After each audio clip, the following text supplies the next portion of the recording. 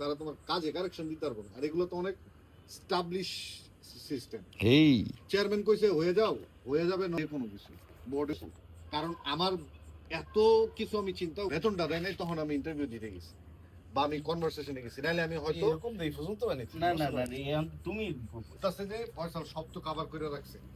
আমার স্টাফ গুলো তো মানে চাও আমার দিকে অন্য কেউ বলে উস্তা দিয়ে যাইতো না, মাইয়ারি উস্তা দিয়ে যাইতো। এখন সবাই চিন্তা করে যে স্যার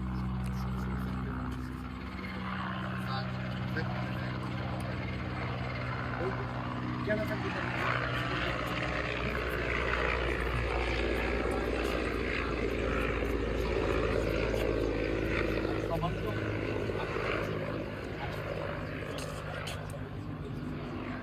ওরা ওই এটা তো তাকে দুই করে কোম্পানির ওই শারমিন রে বেতন পাই দিকে বান্ন আছে।